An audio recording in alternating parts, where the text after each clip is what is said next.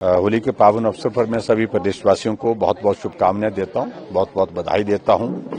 ये रंगों का त्योहार सबके लिए शुभ हो, सबके परिवार के लिए सुख समृद्धि का ये संदेश लेकर के आए और हम इस प्रदेश में आपदा के दौर में आने वाले समय में बाहर निकल सकें, प्रदेश भी आगे बढ़े, प्रदेश का हर नागरिक आगे बढ़े, ऐसी मैं कामना करता हूं। और मैं यही कहूंगा कि सद्भावना सभी वर्गों के बीच में बनी रहे, ये बहुत आवश्यक है। उस दृष्टि से विशेष तौर से मैं नौजवानों से मैं आग्रह करूंगा कि जो हालात, जो परिस्थितियां आज के इस दौर में हमारे सामने हैं, वो नशे का प्रचलन जिस कदर बढ़ रहा है, उस प्रचलन को रोकना हम सब की जिम्मेवारी है। उस जिम्मेवारी को निभाने के लिए हम सब लोग काम करें। सर, इसके अलावा मिडिल ईस्ट में काफी हिमाचल के लोग भी फंसे हुए हैं, क्या उम्मीद की जा रही है, क्या संपर्क किया जा रहा है?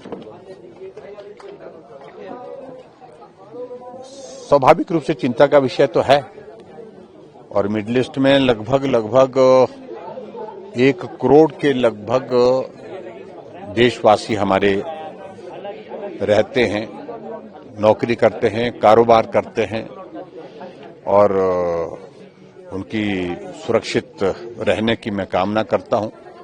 और मुझे इस बात को लेकर के संतोष है, भरोसा है कि हमारे देश के यशस्वी प्रधानमंत्री नरेंद्र मोदी जी ने सभी देशों के साथ बात करते हुए प्रयास किया है कि भारतीय नागरिक सुरक्षित रहें अगर वहां हैं, अगर वहां से वो वापस आना चाहें तो सुरक्षित होकर के वो वापस आने की गुंजाइश कैसे बन सकती है, ये सब देशों के जो है वो राष्ट्राध्यक्ष है उनके साथ प्रधानमंत्री नरेंद्र मोदी जी ने किया है। मुझे पूरा भरोसा है कि सभी भारतीय सुरक्षित वहां पर भी हैं और जो भारत आएंगे वो वहां से सुरक्षित होकर के वापिस आएंगे, ऐसे मैं उम्मीद करता हूँ। हिमाचल के भी काफी लोग हैं। हिमाचल के बहुत सारे लोग हैं, बहुत सारे लोगों के साथ हम लोग भी संपर्क में हैं। जो लोग दुबई में है, सऊदी में है और उसके साथ साथ अलग अलग जगह बहुत लोग हैं हमारे हिमाचल प्रदेश के भी, और मैं उम्मीद करता हूं कि वो सब सुरक्षित होंगे और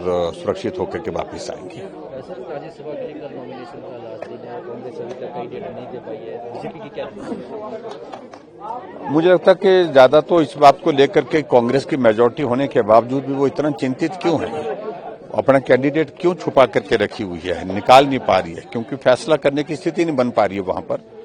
और वजह यह है कि पिछली उस स्थिति से वो असमंजस में है, अंदर का दें या बाहर का दें, नया आदमी नौजवान दे या अनुभवी आदमी दे, इन सारी चीजों का फैसला करने की स्थिति में नहीं हो पा रही। लेकिन जो भी है वो दें फैसला, वो फैसला करें, उसके बाद हमारी पार्टी विचार करेगी। इसके अलावा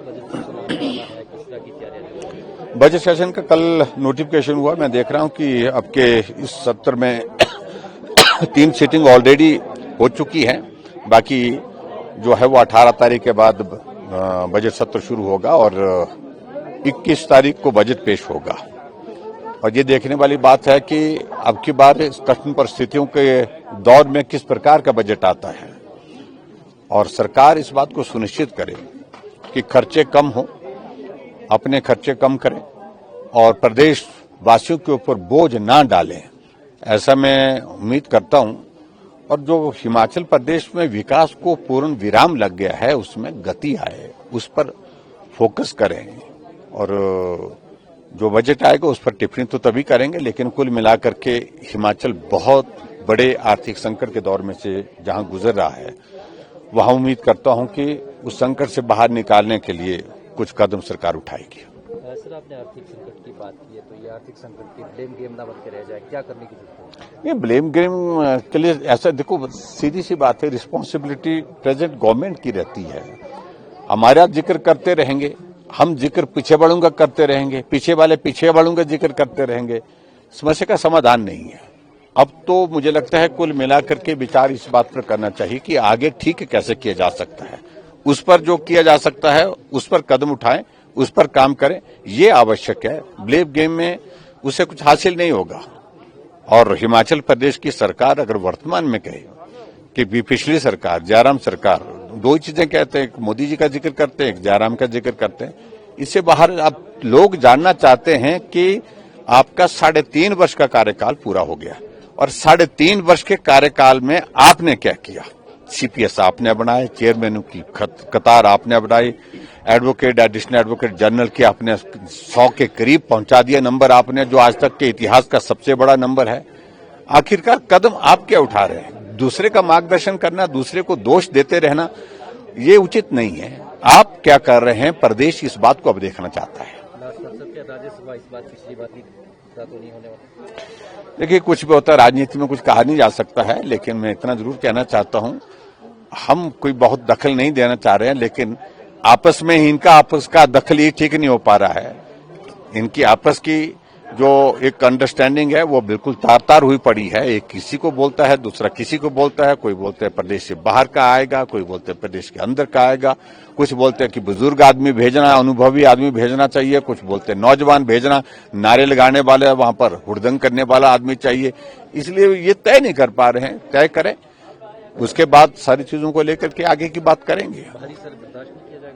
देखो, इन सारी चीजों को लेकर के मैं अभी ज्यादा कहना नहीं चाहूंगा, वो उनका फैसला होने दीजिए, फैसला उन्हें करना है, लेकिन हम उस पर नजर रखे हुए हैं।